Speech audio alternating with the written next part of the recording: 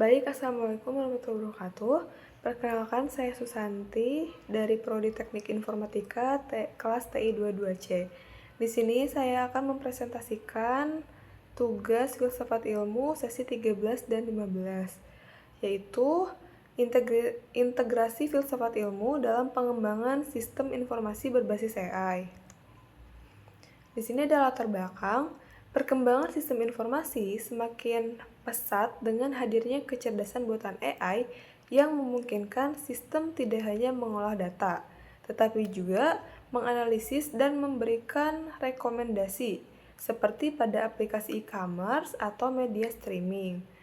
Nah, AI juga membantu pengambilan keputusan agar lebih cepat dan berbasis data. Namun, penggunaan teknologi ini menimbulkan persoalan etika dan kepercayaan terhadap hasil sistem. Oleh karena itu, diperlukan pendekatan filsafat ilmu agar pengembangan sistem informasi berbasis AI tetap bertanggung jawab dan bermanfaat bagi manusia.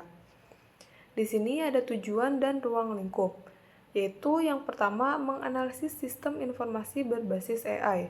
Nah, contohnya mengkaji bagaimana chatbot kampus memberi jawaban ke mahasiswa. Nah, jadi kita tidak hanya melihat fungsinya saja, tapi juga makna dan dampaknya. Lalu yang kedua, mengkaji ontologi, epistemologi, dan aksiologi. Ontologi, kita apa yang dikaji. Lalu epistemologi, bagaimana pengetahuan itu diperoleh. Dan aksiologi, yaitu untuk apa dan apa nilainya. Lalu yang ketiga yaitu mengidentifikasi tantangan etis. Contohnya itu seperti kebocoran data pengguna aplikasi. Nah, teknologi itu harus dikaji risikonya, bukan hanya manfaatnya saja. Lalu memberi rekomendasi solusi. Contohnya itu menambahkan verifikasi manusia sebelum keputusan dibuat. Nah, kenapa? Agar sistem itu lebih aman dan bertanggung jawab.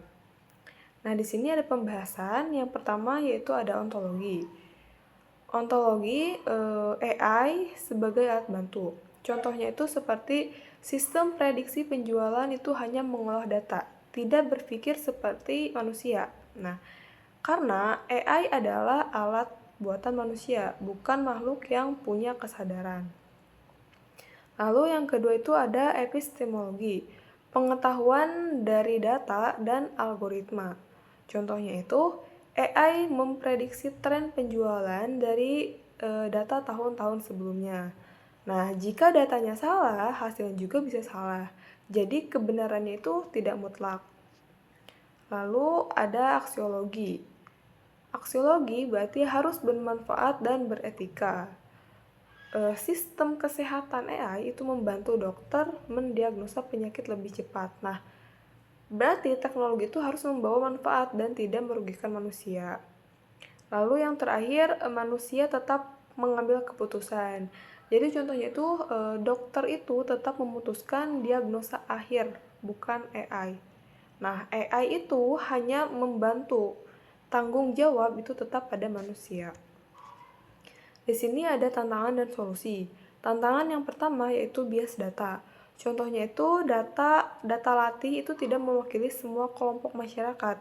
Namun hasil sistem itu bisa jadi tidak adil seperti itu. Lalu kurang transparan. Contohnya itu sistem itu memberi hasil tapi tidak jelas alasannya. Nah, penjelasannya karena ini menyulitkan pengguna untuk percaya pada sistem. Lalu masalah dan tanggung jawab. Nah, contohnya itu jika AI salah memberi rekomendasi, siapa yang disalahkan? Nah, penjelasannya tentu perlu kejelasan peran manusia dalam penggunaan sistem. Lalu yang keempat, risiko pelanggaran privasi. Jadi seperti data pengguna itu bocor dari aplikasi. Nah, ini akan melanggar hak pribadi pengguna. Lalu solusinya yang pertama itu ada perbaiki kualitas data dan metode. Jadi contohnya itu seperti menggunakan data yang beragam dan diuji. Lalu yang kedua, terapkan nilai etika. Jadi lindungi data pribadi pengguna. Lalu yang terakhir adalah gunakan human in the loop. Jadi keputusan penting itu tetap diverifikasi oleh manusia. Baik, kesimpulannya yaitu integrasi filsafat ilmu dalam pengembangan sistem informasi berbasis kecerdasan buatan itu sangat penting agar teknologi tidak hanya berkembang secara teknis, tetapi juga bertanggung jawab secara ilmiah dan etis. Nah, sistem informasi berbasis AI pada dasarnya itu merupakan alat bantu manusia dalam mengolah data dan mendukung pengambilan keputusan, bukan pengganti peran manusia. Nah, oleh karena itu, penggunaan dan pengembangannya harus dilakukan secara transparan, berbasis data yang baik, serta tetap memperhatikan nilai-nilai kemanusiaan agar tetap memberikan manfaat bagi masyarakat. Sekian dari saya. Terima kasih. Wassalamualaikum warahmatullahi wabarakatuh.